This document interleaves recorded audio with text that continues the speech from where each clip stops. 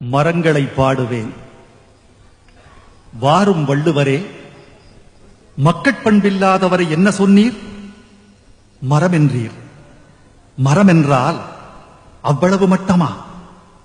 வணக்கம் ஔவையே, நீட்டோலை வாசியான் யார் என்றீர்? மரம் என்றீர். மரம் என்றால் அத்தனை இழிவா?